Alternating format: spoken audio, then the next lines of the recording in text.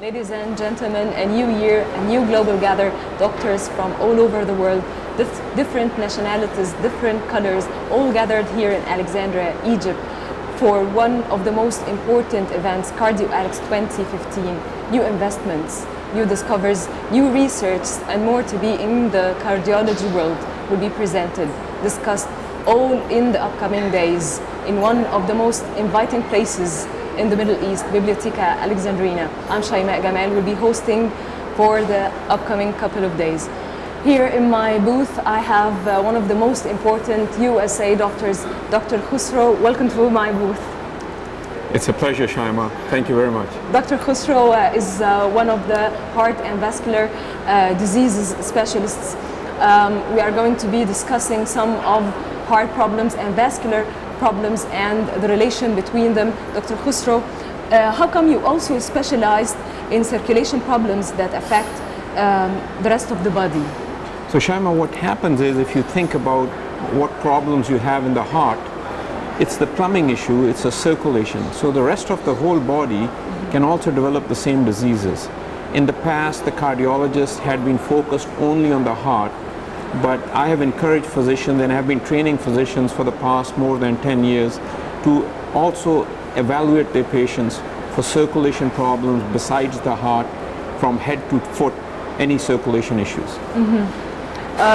So far, how do you find it dangerous for a patient if he feels high cholesterol or actually not feel his reports does show up there is a problem with the cholesterol?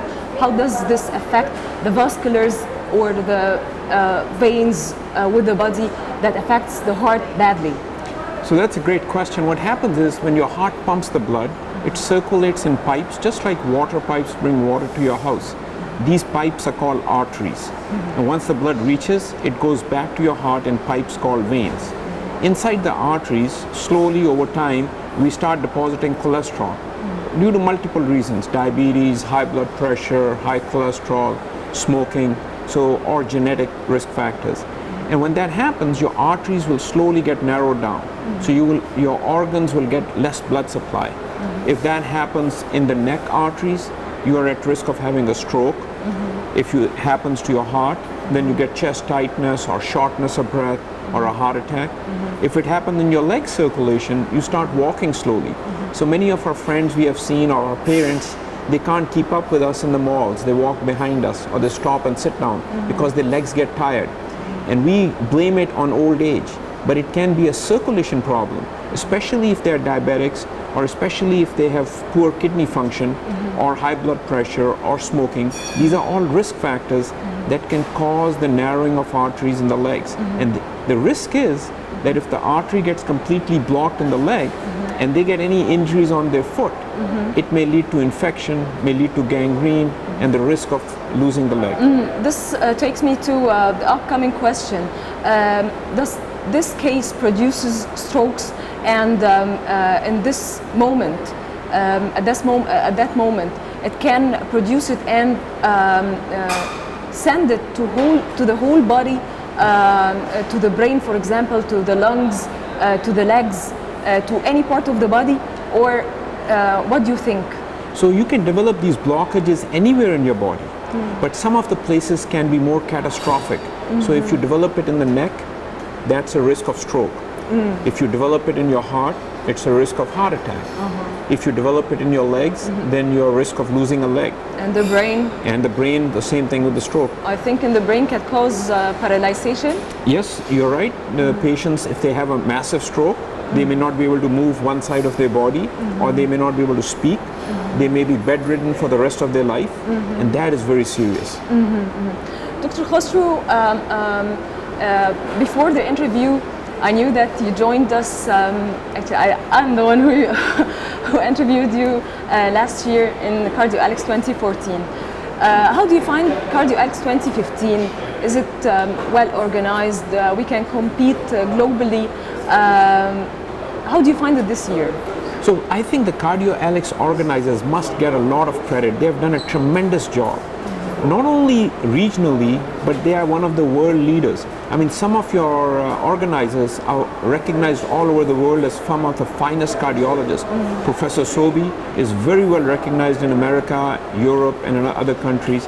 And he has organized with his team and made CardioAlex a very successful meeting where he is trying to teach the younger doctors how to do good science, how to do good research, and they can learn what are the new things that are being developed in this field. So he has encouraged the physicians in Egypt and Africa, and physicians from neighboring countries can come over here and learn from this conference. And this conference is of equal level to many of the international conferences that are held in America or in Europe. What are you going to present or discuss this year for heart and vascular problems in CardioAlex 2015? So the program people, they asked me to talk on 4 different things. The first is to talk to cardiologists and teach them how can they evaluate patients with vascular disease outside the heart. The cardiologists in Egypt are very good in evaluating heart disease. Now they need to expand. The cardiologists need to start evaluating patients from head to foot and evaluate them for any circulation problem. It is much easier for a patient to go to one physician like a cardiologist and be evaluated for all circulation problems rather than to go to 3 different specialists, a heart doctor, a vascular doctor, a radiologist to get evaluated. So one of my lectures is on how to evaluate what types of tests to do. The second lecture is on the treating blockages in the neck arteries. The third lecture is on varicose veins. When you develop vein problems in the leg, how to treat that. And then the fourth lecture is when you have completely 100% blocked arteries in the legs, how do you open those arteries up, because they are very difficult to open up as compared to something that is very 90%. Narrow. Well, they're 100% blocked. But if they're 90% blocked, it's easier. But when they're 100% blocked, there's no way. It is very hard, but we can do that. So that's the fourth lecture. And this is your new this year for 2014? Yes. 2015. 2015. And I've seen a big improvement, you know, in 2015, the organization has really done a great job. So the meeting planning is very well. And the most important thing is the organizers and the staff of CardioAlex, they're extremely helpful. And the hospitality of the Egyptians is world renowned. Dr. Khosrow, I would like to thank you so much for this short interview. Ladies and gentlemen, wait for us more interviews, and more important doctors all over the world will be joining me here in my little booth. Thank you for joining us.